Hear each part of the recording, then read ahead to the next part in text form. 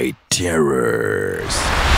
Dakota's baby was just 10 months old nang nagsimulang magkaroon ng paranormal activities sa bahay nila at hindi niya alam kung naka-attach ang mga activities na to around her or her baby.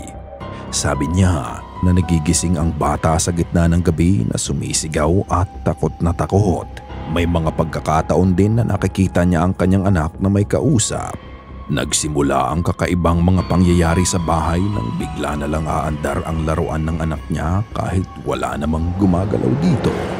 This is what I experienced. Everything makes sense now. So a couple years back, my baby was maybe 10 months old. I already had suspicion that, my daughter started talking to somebody, like saying hi to things that are like 7 feet tall. Everyone says like, oh, it's just a common part of growth, or maybe it's because you and her dad are fighting. I just blew it off. Her toys would just go off by themselves.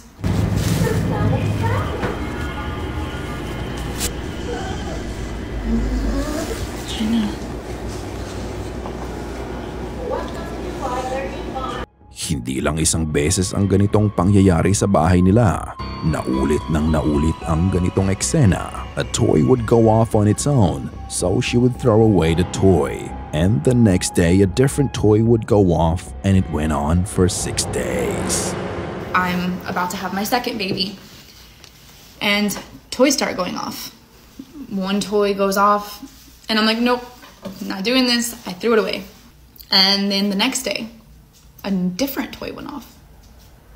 And the next day, a different toy, and I threw it away. Each time I threw them away. I'm like, not doing this. For 6 days, a different toy would go off.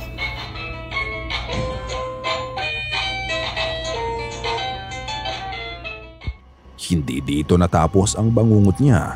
Isang beses, habang sila ay nasa sala, may makukunan ang CCTV nila na sobrang tumakot sa kanya.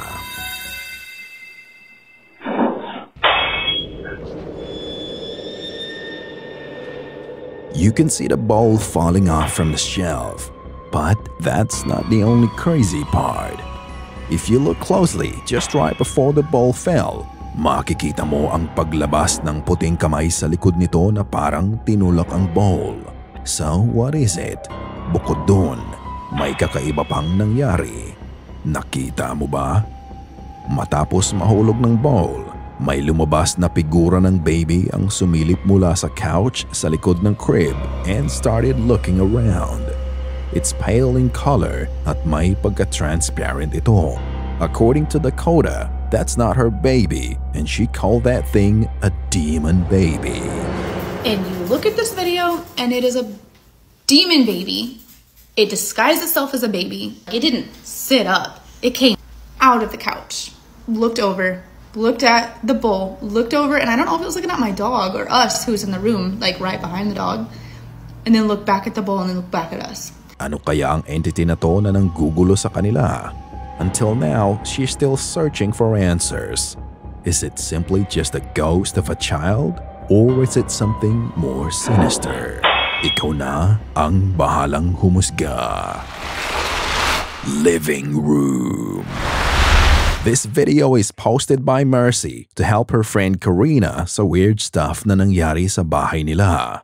Ito ay kuha ng CCTV sa kanilang sala. My friend sent me this over this weekend. It's the middle of the night. It's in her living room. I don't know what to think. So there's a shadow in the corner. Her TV is auto set to turn off, so nothing paranormal there. This is what's weird.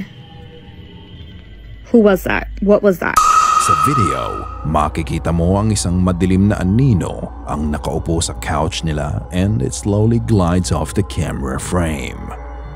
Pagkatapos nito, nang mamatay ang TV, may nakatayong unknown figure ang bigla na lang lumabas sa harapan nito. Mabilis ang pangyayari. Lumabas ang entity na to just a few frames sa video at mabilis din itong nawala. At ang mas nakakapagtaka, naharangan nito ang ilaw na nanggagaling sa nightlight. So whatever that is, it has a dark solid body kaya naharangan at na-distort nito ang ilaw. It somehow manifested itself and suddenly, it just vanished into thin air. There's just someone there. Just appears. There's nobody in this house that looks like that.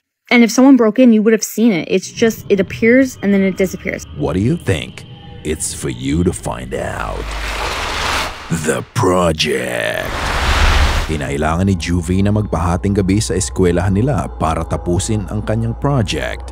Siya lang ang naiwang mag-isa sa Fine Arts Building sa Francis Marion University.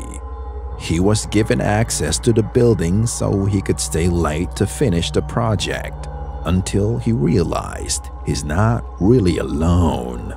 Habang busy siya sa ginagawa niya, ito ang nangyari.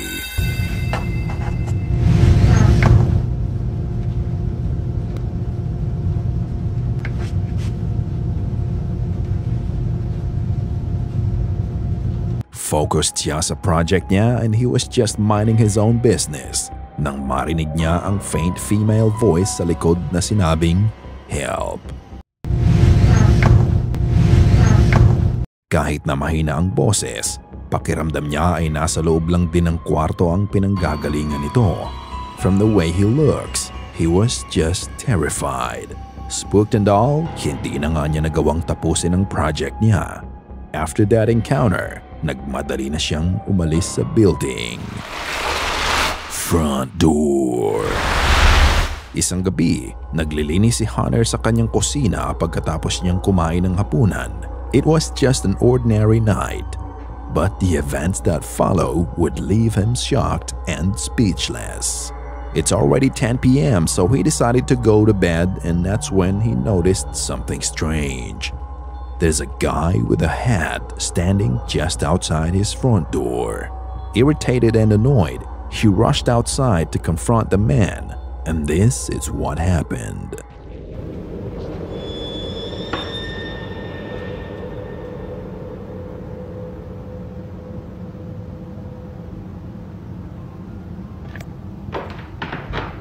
What in the actual hell?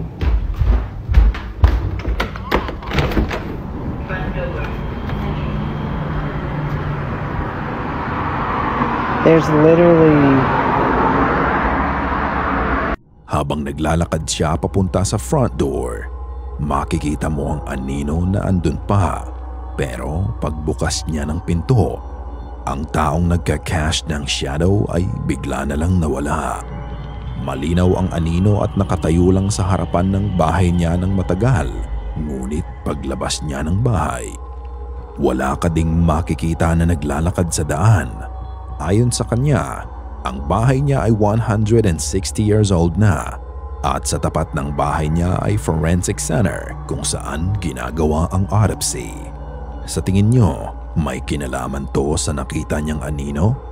The next day, tinignan niya kung may nakuha ang mga CCTV niya na nakakalat sa harapan ng bahay niya pero wala naman siyang nakita. Ang tanong ng ibang nakapanood sa kanya, bakit niya binuksan ang pinto? Ito ang sagot niya. For starters, so many of you came after me for opening the door, and here's my reason why, okay? We live in downtown Memphis, which means we're used to having a homeless population. Usually when it rains, we will have homeless people walk up on the porch, and it is sad, but we do have to ask them to leave because we're on a private property. I was perplexed in the video because I thought, I didn't pay attention to the light passing through the shadow. I was like, it's not raining, why is someone on my front porch? I've been in that situation multiple times and I just didn't think anything about it. 2 taon na siyang nakatira sa bahay at ito ang unang beses na may ganitong nangyari. Siya ay skeptic sa paranormal so he tried to debunk the shadow. However, he could not find any explanation why or how it happened. Ano sa tingin nyo ang nakita niya? Ikaw na ang bahalang magpasya. The Chauffeur. Ito ang dahilan kung bakit kailangan mong isara palagi ang kotse mo. Si Julio ay isang executive driver sa isang kumpanya.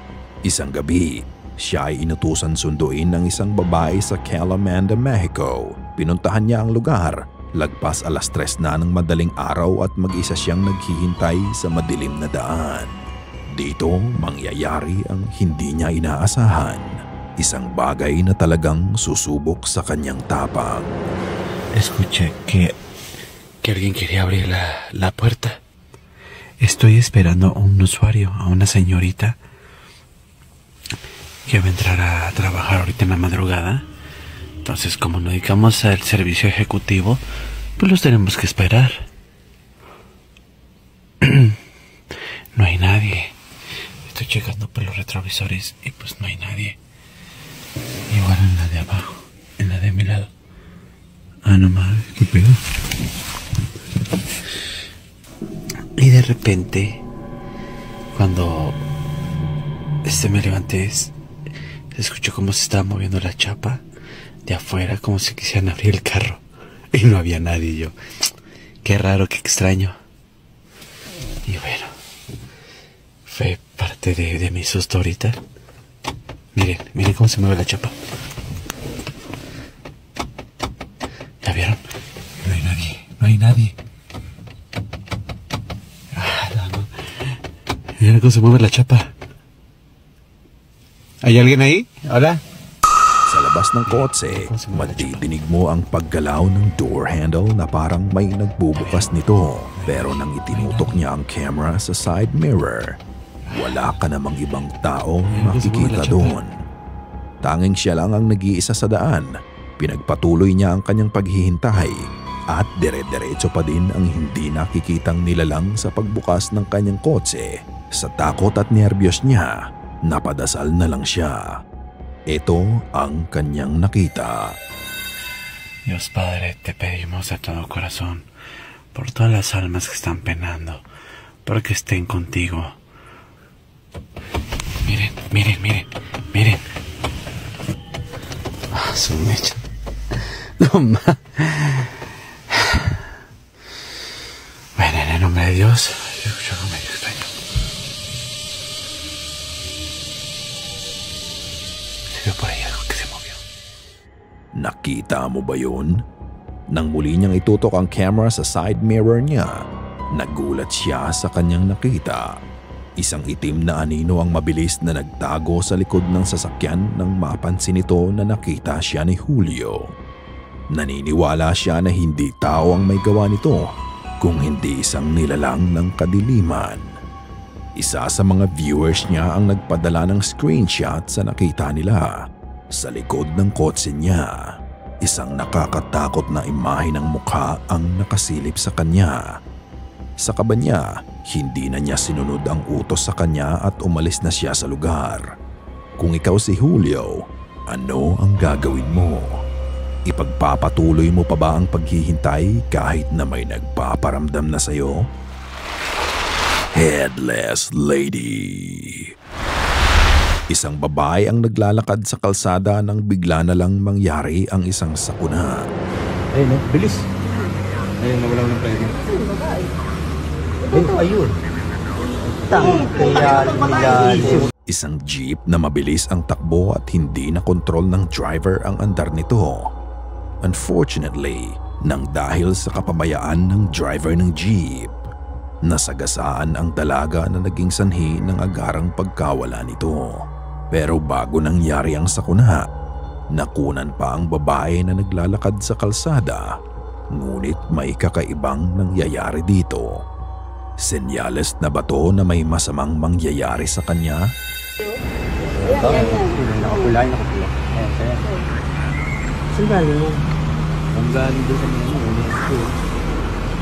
ito sa may Maligaya slip yan. Yan na mabuti sa mga lang ulo. Ay, tanya. Ayan, glitch doon. Masira yung CCTV natin. Yun na. Kasi kay Sanchez yung CCTV, bakit ganyan?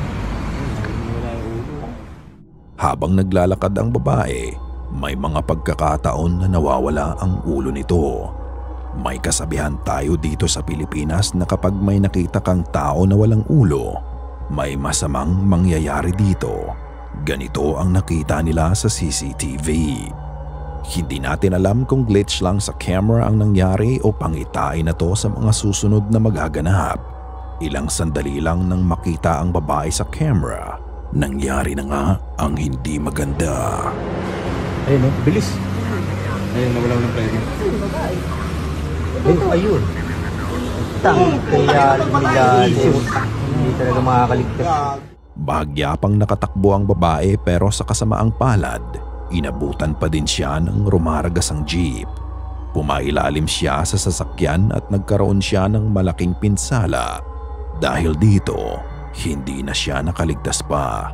Coincidence? Naniniwala ba kayo sa kasabihan na to? Ano sa tingin nyo ang nangyari? Senyales na nga ba o nagkataon lang na may glitch sa camera? Kayo na ang bahalang humusga. Sana ay kinilabutan ka sa mga video na aming itinampok ngayong gabi.